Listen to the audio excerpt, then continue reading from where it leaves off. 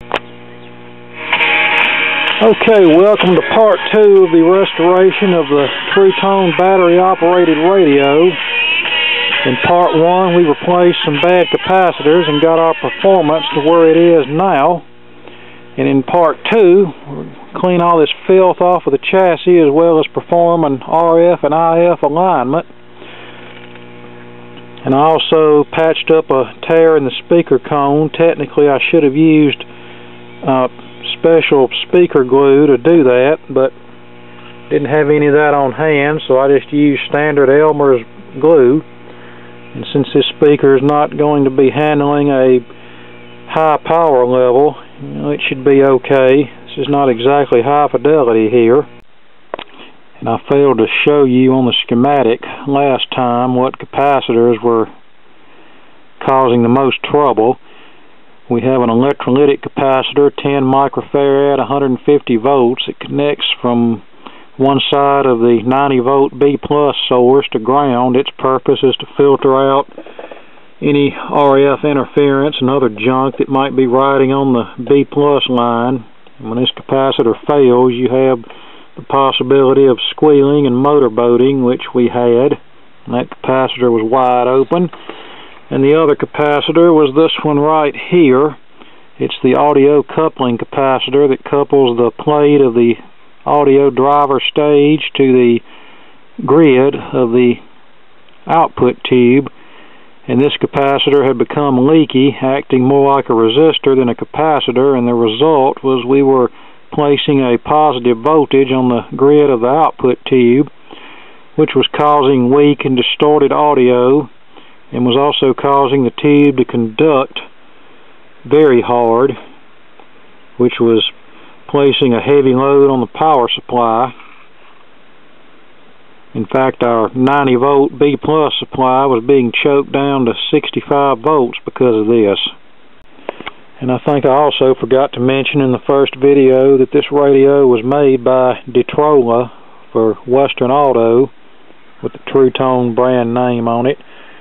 I think Western Auto continued to use the Truetone brand on their consumer electronic products up until 1981, I believe. I think it was 80 or 81 whenever they finally discontinued the name. And you can see this radio still has some of its Wizard brand tubes in it. And Wizard was another brand for Western Auto. Okay, that looks a little better. I didn't do a very thorough cleaning. I just more or less did a light cleaning and sanding of the chassis. I cleaned the tubes as well as used some contact cleaner on the tube sockets. And now I'm cleaning the tuning condenser. And the way I'm doing that is I just have a heavy piece of cardboard. Well, possibly not that heavy, but anyway, you get the drift. But I have this soaked in a little standard rubbing alcohol, and we're just running this in between each plate, and that should clean out all the gunk in the tuning condenser plates. Okay, there we are, all cleaned up. And I also sanded this dial pointer track down and used a light coat of lithium grease on it because it was making a bit of a racket as we were tuning. You can still hear it, but it's not making the scraping sound that it was making. Okay, now let's proceed to the alignment. And then this radio should be good to go. And here's my trusty old triplet RF signal generator. You've seen this in other videos. And we'll give the generator and the radio about 30 minutes to warm up and stabilize, and then we'll proceed. Okay, everything's warmed up and ready to go.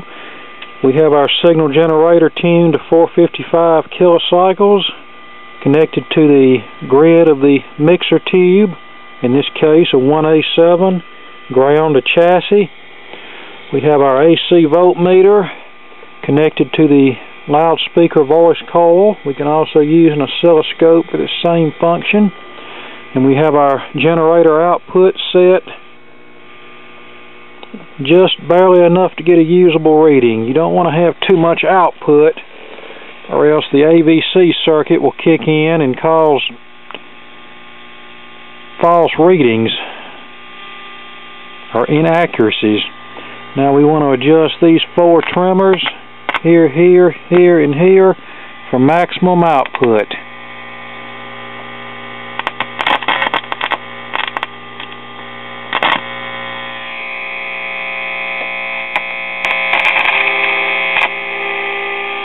And I really don't even have to look at the voltmeter. I can hear that it's getting louder.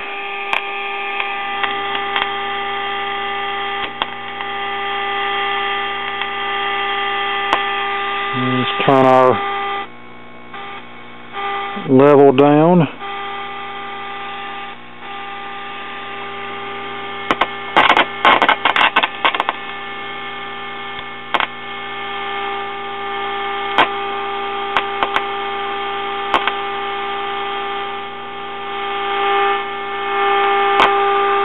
That made a great deal of improvement, didn't it? Now we'll turn our level down a little more and repeat the procedure until no further improvement can be made.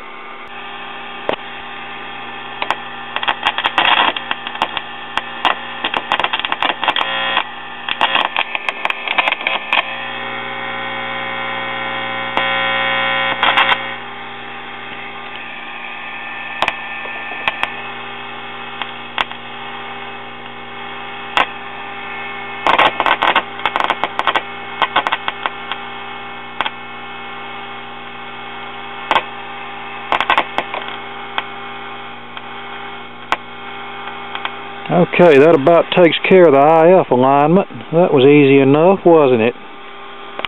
And now we have our signal generator and radio tuned to 1620 kC. Generator connected to the antenna input. And now we want to adjust this oscillator trimmer right here for maximum output.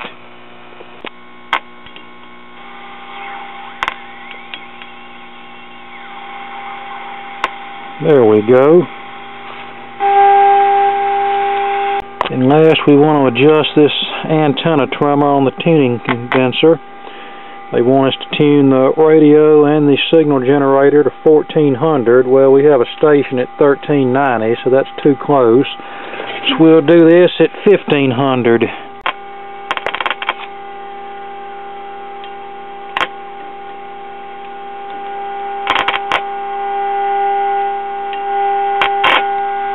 Turn our output down.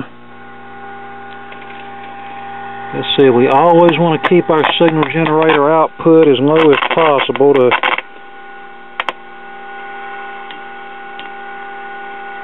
and that should about do it. And my output meter connection came loose from the voice coil, but obviously I didn't even worry about reconnecting it. I just used my sense of hearing to tell when it got louder. Here's a station coming in at 1500. I have no idea where that is. Wait a minute. Maybe that's 1490 WHOC coming in out of Philadelphia. They play oldies on the weekend.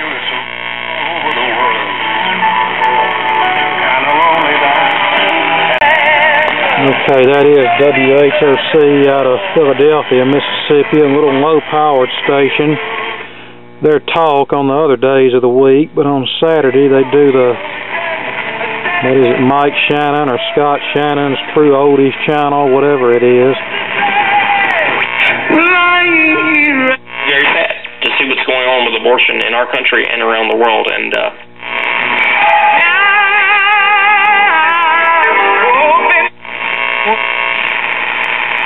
again, they have a fundamental look at. The other side that I see is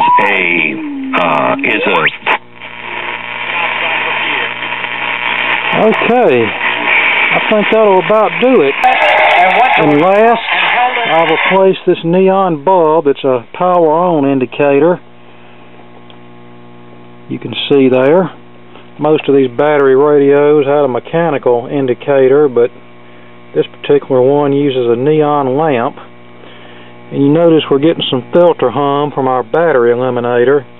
Well, I have this crude battery pack that I made for another radio. It uses 10 9-volt batteries and a couple of D cells in parallel. Let's connect it to this radio and see how it performs. And here we are on battery power, and listen, no filter hum. I'd be worried if there was, seeing as how we're using DC voltage from a battery. Keeps it down. Here's a 3-2. Okay, let's put it back in the cabinet. Okay, here we are back together with the battery pack connected. Rear end or looked at me funny, and they're playing.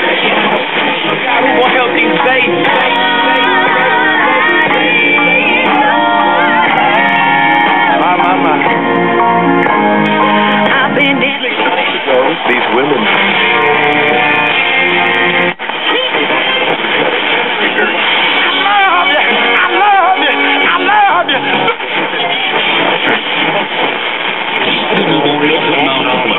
Not even quite dark outside yet, and we're already getting a good many out-of-town stations.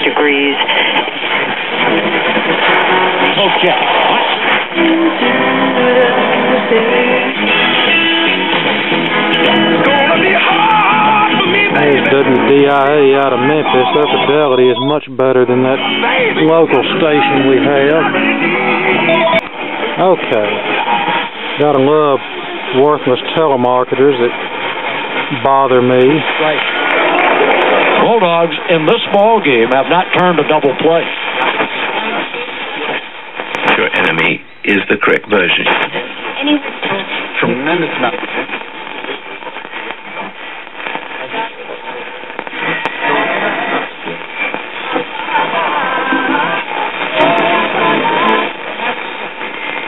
After dark, this thing should really come alive, but it's not bad as it is.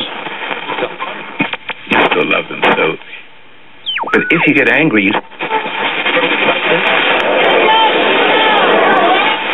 And Arkansas beginning to come alive in their dugout. They've got the good part of the batting order. Brian Anderson coming to the plate. And they're 2 out. And in the next video, we will address the phonograph. You can't get that double play.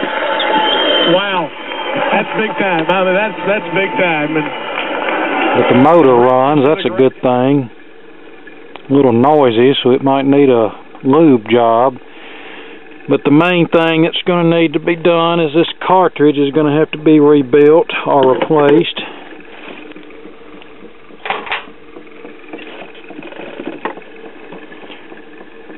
So, I will do another video on this when it comes time to repair the phonograph, but it might not be right away because